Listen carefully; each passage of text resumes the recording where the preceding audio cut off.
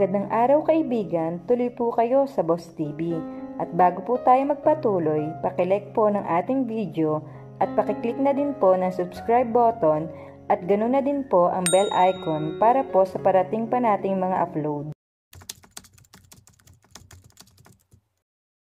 Magkaiba man ang mundo, hahamakin ang lahat ng dahil sa pag-ibig. Pero gaya ng isang rosas, ay may mga tinik din sa kanilang pag-iibigan. Atin pong tunghayan ang isang maikling kwentong pinamanggatang Ikaw Lamang. There she is, anang isip ni Cedric, habang pinagmamasdan niya ang babae na nakatayo sa nakabukas na bintana sa ika-6 na palapag ng katapat na gusali. Kahit hindi niya malinaw na nakikita ang pictures nito, ay nakakasiguro siyang maganda ito. Umiinom siya sa hawak na bottled water at saka tumingin uli sa babae. Naku-curious siya kung bakit sa dinami-rami ng mga opisina sa gusaling iyon ay iyon lamang ang bukas ang bintana. Nagtitipid kaya sa kuryente ang may-ari niyon kaya hindi nagbubukas ng aircon o gusto lamang ng sariwang hangin. Isa sa mga rason kaya pinili niya ang gusali kung saan siya nag-uopisina ay dahil sa maliit na backyard nito sa likuran. May mga sementong bench doon na nasa ilalim ng malalagong puno. Maaari siyang makapag-relax doon. Sa nakalipas na linggo, mula na mag-opisina siya roon, ay naging habit na niya na tuwing alas 10 ng umaga, nagugulin sa backyard ang 20 minutes break niya. Apparently, may access din doon ang mga tao sa kabilang building, pero siya lamang ang nagtutungo roon kapag ganong oras. Bagamat napapansin niyang sa hapon ay marami nag-uumpukan doon. And the woman was an added bonus. Dahil dito ay natutuon ang isip niya sa ibang bagay. She allowed him to be curious a little bit, to be imaginative, and it was healthy to be imaginative and curious every now and then. At least, it took his mind off his work, and a lot said he was overworked. Sumalyap siya sa kanyang relo. Tapos na pala ang break time niya. Oras na para bumalik siya sa trabaho. Tumayo siya mula sa bench at itinapon sa basurahan ang wala ng laman na bottled na tubig at saka siya naglakad papasok sa kanilang gusali. Nahigit ni Mean ang kanyang hininga. Hindi niya alam kung bakit nalungkot siya nang makitang paalis na ang lalaking natatanaw niya. Nabitin ba siya sa lihim na panonood dito? Well, hindi niya masisisi ang kanyang sarili. Mula sa kinaroroonan niya, ay masasabi niyang gwapo ito, matangkad, at maganda ang katawan. Of course, masyadong malayo ang distansya nila para mamasdan niya ito, pero sigurado siyang magandang lalaki ito. Kumunot ang kanyang noo sa tinatakbo ng kanyang isip. Ano ba ang nangyayari sa kanya? Mukhang nagiging habit niya na ang pagmaman-viewing at hindi maganda ang dinudulot niyon sa kanya. Dapat na ba niyang isara ang bintana, ibaba ang mga blinds at paandarin na lamang ang aircon? That would not be good for her either. Kailangan lamang manatiling diversion ang lahat. Dapat ba paminsan-minsan ay hinahayaan niyang gumala sandali ang kanyang isip na walang ibang lamang kundi negosyo. Besides, hindi siya sanay magtrabaho na sarado ang bintana. Kailangang nakabukas iyon at nakikita niya ang tanawin at nalalanghap ang sariwang hangin mula sa labas. Hindi naman mainit sa pwesto niya dahil hindi tinatamaan ng araw ang gusali.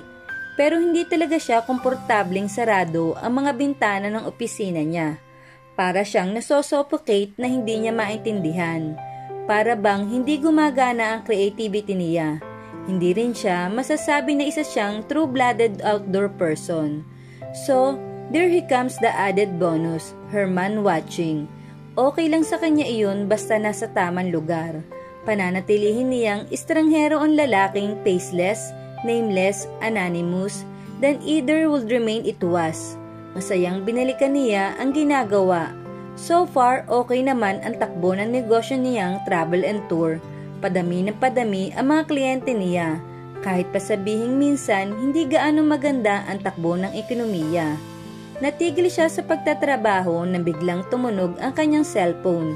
Napangiti siya nang mabasa niya ang text message ni Rex. Ipinaalala nito sa kanya ang tungkol sa lakad nila sa darating na linggo. She loved weekends dahil nakakapanood siya ng live basketball game. Sinagot niya ang text message nito, "And don't forget our tickets." Umaga pa lang ng linggo ay nasa driving range na si Cedric. Kahit puyat sa nagdaang gabi ay maaga siyang gumising dahil excited na siya na makasama ang mga golf buddies niya.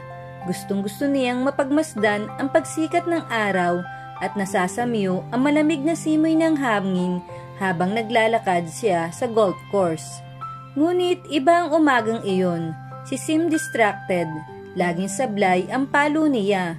Binibiro tuloy siya ng mga kalaro niya dahil doon. Pambihira. Mukha ng not enough vitamins, not enough energy ka ngayon. Napalabang ka ba kagabi, Cedric? Tanong sa kanya ni Obet. "You know, I haven't been dating this past few months, Obet. I'm just having an off day."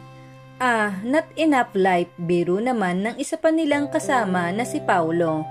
"Then, you better start dating again dahil apektado na ang paglalaro mo." "If I were you, pare, sasamantalihin ko ang pagkakataong talunin mo ako," natatawang sabi niya rito. Nagtawanan ang mga magkakaibigan.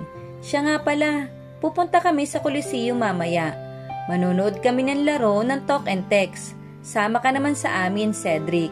Yaya sa kanya ni Obet. "You know, I hate basketball. Sige na, tara na at umiinit na ang araw." Sa wakas ay bumangon din si Mean. Tuwing linggo lamang siya nakakapagbabad sa kama dahil mula Lunes hanggang Sabado ay gumigising siya ng maaga bagamat half day lang ang pasok niya tuwing Sabado. Sumulyap siya sa relo. Pasado 11:00 na, nag-inat-inat siya saka umupo sa kama. Hinagilap ng mga paa niya ang kanyang tsinelas, saka siya bumaba sa kusina at nagluto ng makakain. Pagkatapos kumain ay nanood muna siya ng TV. Marahil ay nakakadalawa siyang teleserye bago nagsimulang mag-ayos para sa pagdating ni Rex. Dahil first game ang Rain or Shine at second game naman ang Talk and Text ay kailangan niya magbaon ng maraming kutkutin. Malamang namamaos na naman siya sa pagtili at kinalunisan ay wala na naman siyang boses pagpasok sa opisina. Napangiti siya. This is life. Pagsapit ng 10:30 ay nasa backyard na si Cedric. Nagtaka siya kung bakit wala sa tabi ng bintana ang babaeng palagi niyang pinagmamasdan. Lalo siyang nagtaka dahil may kakaibang pag-aalala na bumalot sa kanyang dibdib. Nasaan ang babae? May nangyari kaya rito? Hindi kaya nagkasakit ito? Wag naman sana. Ngunit anuman ang gawin niya ay hindi mapanatag ang kanyang dibdib. Damn, but he was just worried. Nakita niyang palapit sa kanya ang nakakatandang kapatid niyang si Girlie. Hawak nito ang isang clear book. May idea siya sa pake nito sa kanya. Nakadama siya ng kaunting iritasyon. Bakit hindi na lamang siya inintay nito na makabalik sa opisina? Napatingin uli siya sa bintana. Where the hell is she? Hay, salamat, wika ni Mean nang makita niya na malapit ng maayos ang sumabog na electric socket na malapit sa mesa niya. Hindi agad siya nakapagtrabaho dahil hinihintay niyang maayos iyon. Panay ang sulyap niya sa labas ng bintana. 10 minuto na lamang ang nakalilipas, 5 minuto na lamang ang nalalabi at hindi niya na makikita ang lalaki sa backyard. Hindi pa ba matatapos ang mga ito? She bit her lips. May kakaibang tensyon na kumakain sa kanya, which was totally weird and absorbed. Ano naman kung hindi niya makita ang lalaki? For all she knew, baka may asawa at anak na ito. O baka may nobya na ito. Kahit ilang beses niyang sabihin iyon sa kanyang sarili, ay tumatanggi ang isang bahagi ng kanyang isip. Pero hindi dapat iyon maging big deal sa kanya. Okay na po, ma'am. Tapos na po. Anang ng electrician, sa wakas ay tumayo na. Sige po. Maraming salamat, wika naman niya. Tumingin uli siya sa wall clock. 3 minuto na lang ang natitira. Umupo siya sa kanyang silya at sa gilid ng kanyang mga mata ay hinagilap kaagad ng tingin ang lalaki. Tumahip ang kanyang dibdib sa nakita. There he was, pero sino ang babaeng palapit dito? There you are, anang isip ni Cedric. Hindi niya may paliwanag ang biglang pagkabog ng kanyang dibdib nang sa gilid ng kanyang mga mata ay namataan niya ang babae sa bintana. Ngunit kasabay niyon ay ang pag-aalaala sa paglapit ni Girlie. Ugali pa naman itong humalik sa kanyang pisngi tuwing magkikita sila. Ano na lamang ang iisipin ng babae kung makikita iyon? Hi brother, dala ko nga pala ang brochure ng mga bagong labas na pick-up. Siguradong may magugustuhan ka rito. Don't come any closer, Girlie. Aniya nang nasa harapan na niya ito. I got a bit of runny nose this morning. I may have kept a bag at ayokong makahawa. Oh, bulalas naman ito. Okay, I'll keep my distance. Inaabot nito sa kanya ang brochure. Here, idinaan ko lang iyan dahil wala na akong oras. Busy rin ako. Nakahinga siya ng maluwag. Thanks, Der. Siguro naman ay hindi na siya mag-iisip ng kung anong tungkol kay Girlie, aniya sa isip. Sana'y iniwan mo na lang kay Risa sa office. Aniya na ang tinutukoy ang sekretarya niya. Why, don't you wanna see me? Wika nito na may halong tampo. Matagal ka na ring hindi pumapasyal sa bahay and of course I want to see you little brother. Ngumiti siya para makabawi ng kaunti rito. I know, don't worry. As soon as I feel a lot better, I surprise you. Okay, asahan namin yan and see a doctor if you must. Okay, I have to go, I'll see you. Thank you sis, hinawakan niya ito. I'll see you too, ikamusta mo na lang ako kay Leto. Pagkasabi niyon, ay sandali pa siyang nanatili sa bench at lihim na minasdan ang babae sa bintana na sani hindi siya mag-isip ng iba. Who's that woman? Tanong ni Mean sa kanyang isip. Nakakunot pa rin ang kanyang noo nang mag-umpisa na siyang magtrabaho. Nasisiguro naman niya na hindi kasintahan ng lalaki ang babaeng iyon, ni hindi nagyakap ang mga ito at nanatili pa ngang nakadistansya sa isa't isa.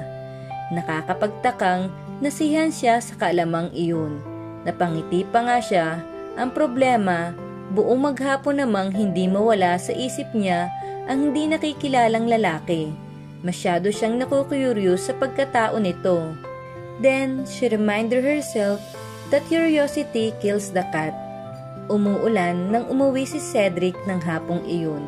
Siguradong matrapik na naman sa kalye. Tama nga siya, usad pagong ang mga sasakyan na makalabas siya sa parking area ng kanilang gusali. May pupuntahan pa naman siya sa Quezon. Paghinto niya sa isang intersection ay hindi sinasadyang napatingin siya sa kotse sa kanan niya. Well, I'll be damned. Nakabukas ang bintana sa driver's seat kaya hindi siya maaaring magkamali sa nakitang driver niyon, ang babae sa bintana. Kahit sa malapitan ay napakaganda nito. Hindi pa siya kontento, ibinaba niya ang tinted na bintana ng kotse. He needed a better look. Lihim niyang hiniling na sana ay huwag munang mag-go ang traffic light. Sa gilid namang mata ni Mean ay nakita niyang bumaba ang bintana ng kotse sa kaliwa niya. Sa kanya naramdamang tila nakatingin sa kanya ang sinumang nagmamaneho niyon. Napatingin siya rito. She got the shock of her life nang makita niya kung sino ang driver ng itim na kotse na yon. It can be, aniya sa isip, ang lalaki sa backyard. Nakatingin sa kanya, napalunok siya nang biglang bumilis ang tibok ng kanyang puso. Malinaw niyang nakikita ang mga pictures ng lalaki. Napakagwapo pala nga talaga nito. Tumango ito at nginitaan siya na animoy kilalang kilala siya nito. Hindi niya alam kung bakit tumango rin siya at ngumiti bilang acknowledgement dito. Nagulat pa siya nang may bubusina mula sa likuran niya. Green na pala ang ilaw ng traffic light. Umarangkada na ang mga sasakyan sa unahan niya. Pinilit niyang ibalik ang atensyon sa daan. Pero nakokonscious siya sa kasabay na kotse. Pero dahil sa flow ng traffic ay nahuli ito hanggang sa makita niya sa rearview mirror na nasa likuran niya ito. Her heart was just beating fast. Pagliko niya sa kasunod na kanto ay dumiretso naman ito. Noon lamang unti-unting bumalik sa normal ang pintig ng kanyang pulso. He looked at me, those eyes, that smile. Maya-maya ay kumunot ang kanyang noo. Alam niyang pinanonood ko siya. Kailangan ni Cedric na mag-concentrate sa pagmamaneho. Muntik niya nang kabigin ang manubela para mag-U-turn nang lumiko roon ang sinusundan niyang sasakyan. It was incredible. Sanay na siyang makakita at makasalamuha ng magandang babae. Pero iba ang dating sa kanya ng babae sa bintana. And he saw the recognition in her eyes. And it was puzzling. Isa lang ang posibleng dahilan niyon. Marahil ay napapansin rin siya nito kapag nagtutungo siya sa backyard. A faint recognition perhaps. Then, maybe nothing more. But boy, that smile was something. He felt his heart escape a bit when she smiled at him. That smile was something indeed. Kulang na lang ay huwag na niyang alisin dito ang kanyang mga mata. Noon niya na-realize na kailangan na niyang makilala ito. Risa, pwede mo bang kunin ang listahan ng mga kumpanyang nag-uopisina sa kabilang building? Tanong ni Cedric sa kanyang sekretarya. Kumunot ang noo ni Risa. Sa kabilang building, sir, paniniyak pa nito. Yeah, gusto kong makita ang potential client tayo sa mga tenant sa kabila. Lahat ba ng tenant, sir? Mataas ang building na yun, kaya natitiyak kung maraming umuukupa roon.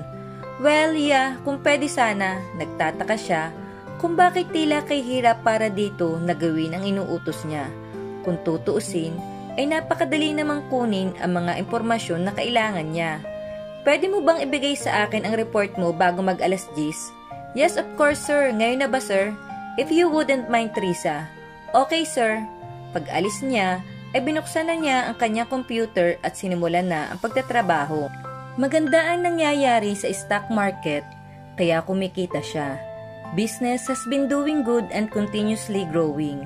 Hindi madali ang maging financial analysis at business consultant, pero sa nakalipas na mga taon ay nakapagpatayo siya ng solidong reputasyon. Marami ang nagbansag sa kanya na financial whiz habang nagtatrabaho sa isang financial firm. Kung gugustuhin niya, pwede na siyang mabuhay sa pakikipaglaro lang sa stock market. He had grown rich buying and selling stock at iyon ang naging dahilan para makapagsolo siya at makapagtayo ng sariling kumpanya. Sinasabi ng iba na meron daw siyang third eye para malaman ang mga mangyayari, but he relied more on his guts and instincts base sa takbo ng pangyayari.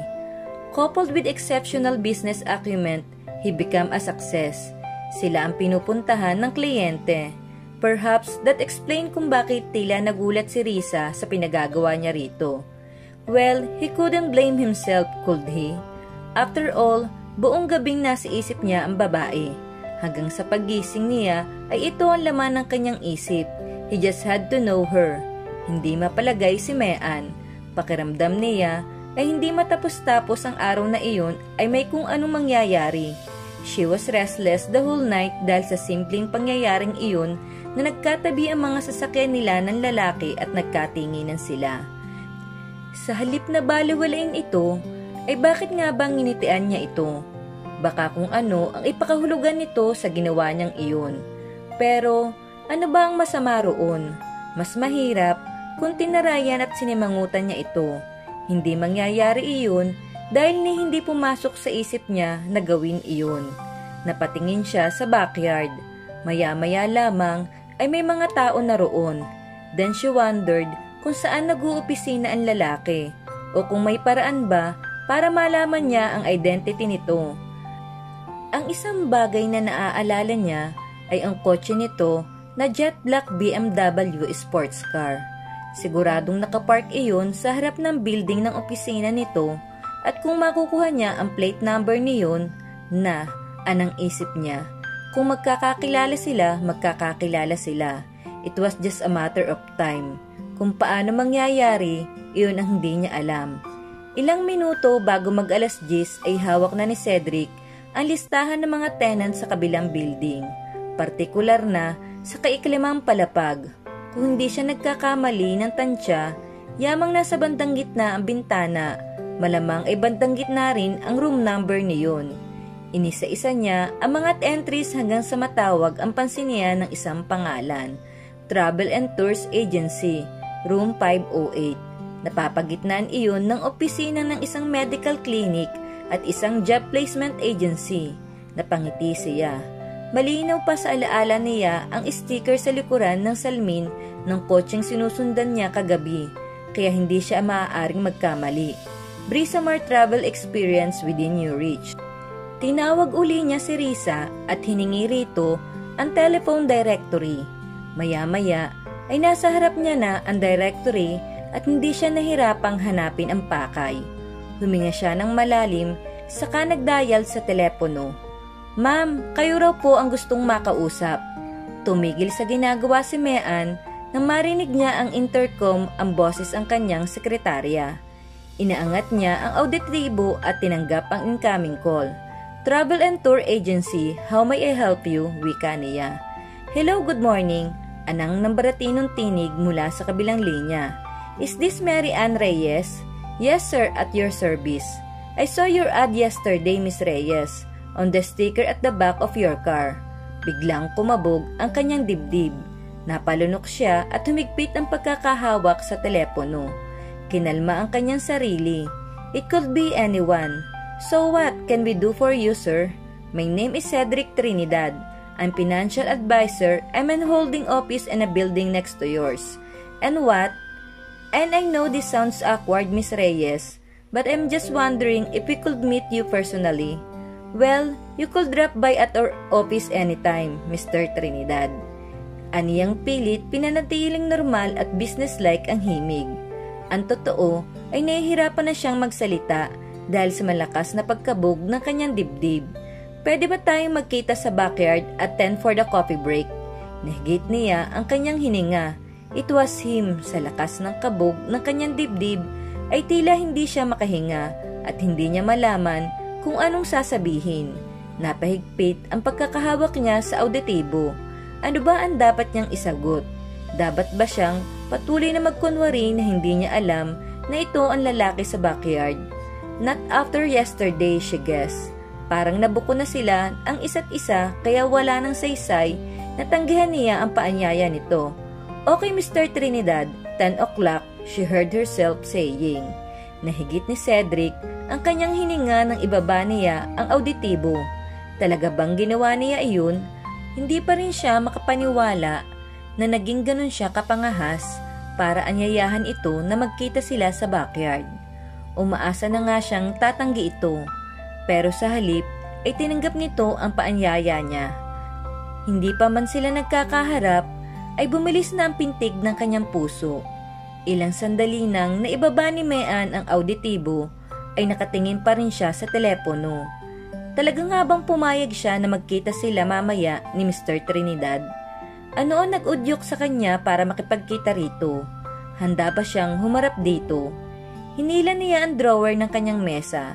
Inilabas ang maliit na salamin doon at pinagbasdan ang kanyang mukha ni hindi siya nakapaghanda. May oras pa para magpagupit man lamang siya. Hindi pa man ay parang nanginginig ang kanyang mga tuhod. Ngunit kasama ng nerbiyos ay ang pananabik na makaharap niya ito. Maging siya ay nagulat sa reaksyon niyang iyon. Napalunok siya. It was too late to do anything anyway. Kailangan na lamang niyang ihanda ang kanyang sarili. Eksaktong 10:00 ay nasa backyard na si Mean. Nadatnan niya roon si Mr. Trinidad na agad tumayo mula sa pagkakaupo sa bench pagkakita sa kanya. Nakangiti ito habang nakatutok ang mga mata sa kanya. Kumakabog ang kanyang dibdib habang gumaganti siya ng ngiti rito. Sana lang ay hindi nito nahahalata ang panginginig ng kanyang mga tuhod. Hindi niya maawat ang sarili na pagmasdan ito. Gorgeous, iyon agad ang pumasok sa isip niya nang makalapit siya rito, and there was no sign of wedding ring. Nakadagdag iyon sa nadarama niyang saya. "Would you mind if we sit on the bench? I also took the liberty of bringing you an extra bottle of soda. I hope it's okay with you." "Of course, no problem." Umupo ito sa bench at nag-cross legs pa. Umupo na rin siya. Saka inabot dito ang soft drinks. It was almost impossible to take his eyes off her and he loved the light presence of her perfume. I should have bought some glasses, apologetic na sabi niya na nagsimula nitong buksan ang bote. Oh, it's okay. This is nice change for a usual coffee break, she smiled. So, are you indeed a travel assistant, Mr. Trinidad? Napangiti siya sa remark na iyon. I love to travel but I'm afraid kailangan ko munang tumutok sa trabaho.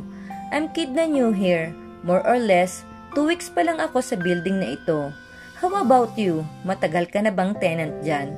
2 years at least, she said in a friendly voice. Well, if we're not here para pag-usapan ang tungkol sa travel assistant na pwede naming i-offer, ano ang pag-uu? Your eyes sparkle when you smile, he mumbled out of the blue. Are you aware of that, Miss Reyes, or may I call you Mean? Napamaang ito. Tila namamanghang nakatingin sa kanya. Why thank you, wika nito nang tila makabawi. Of course, you might call me Mean. Wala namang problema roon. But, are you really that observant? He grinned. I don't know, and I believe I should tell you that for the past few days, I've been watching you through your window. Please don't be mad at me. Kung naiba lamang marahil ang sitwasyon, magtataka si Mean sa narinig. Pero batid niya, nagilty rin siya dahil ganun din naman ang ginagawa niya. Watching me, passionated na sabi niya. The guy was so honest. Why? Why? Nagkibit balikat ito. I don't know. Hindi ko naman sinasadya iyon. Nakita lang kita and I found myself looking forward to seeing you for here at 10 o'clock every morning. Hindi niya napigilan ang mapangiti. Two can play the game, Mr. Trinidad. I mean, I must admit na napapansin din naman kita mula sa itaas. She decided he deserved her honesty as well. That explained the smile and recognition yesterday. Tumango siya. Yes, pero kailangan ko nang umalis. So soon? Panic ba? Ang nakita niya sa mukha nito. Well then, will you have dinner with me, Miss Mary Ann Reyes? Dinner? I'll be delighted, Mr. Trinidad. Talaga bang sinabi niya iyon? Ano ba ang nangyayari sa kanya?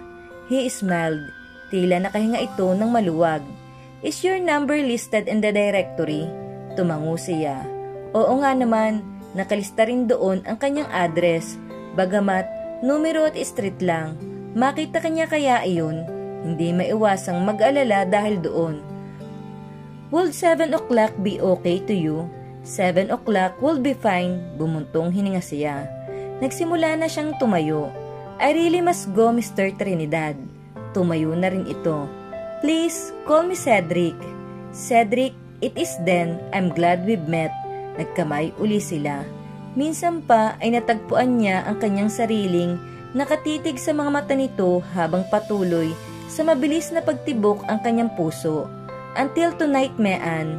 Yes, 7 o'clock. Nang tumalikod siya, pakiramdam niya ay tumayo ang maliliit na balahibo sa kanyang batok dahil batid niyang pinagmamasdan nito ang kanyang paglayo. Hindi rin niya alam kung paano siya patuloy nakahakbang ng dire-diretso, gayong pakiramdam niya ay kanina pa nagmimistulang jelly ang tuhod niya. Nakahinga lamang siya ng maluwag nang sa wakas ay nakabalik siya sa kanyang opisina at nakaupo na sa kanyang upuan. Napatingin siya sa labas ng bintana. Wala na sa backyard si Cedric. Cedric Trinidad. Boy, he was the most handsome, most masculine man he ever met, and she loved the sensual leather and spice scents of his cologne. Wala siyang makapang dahilan sa kanyang puso para tumanggi. Para bang non-negotiable ang bagay na iyon. Noon lang nangyari sa kanya iyon. Ano ang mayroon si Cedric para magkaganon siya? She was about to find out, he knew. At ngayon pa lamang ay excited na siya. Kanina pa nakatutok ang mga mata ni Cedric sa screen ng kanyang laptop pero hindi rumirehistro sa isip niya ang mga figures na dapat niyang pag-aralan. Si Mean pa rin ang nasa isip niya. Did it actually happen? Talaga bang niyaya niya ito na mag-dinner? Talaga bang tinanggap niya iyon? Wow, that woman. Binuklat uli niya ang phone directory at hinanap doon ang pangalan nito. Hindi naman siya nahirapan. Pagkatapos ay nag-dial siya sa kanyang cellphone. He had to pull a few string para malaman ang eksaktong address ni Mary Ann Reyes.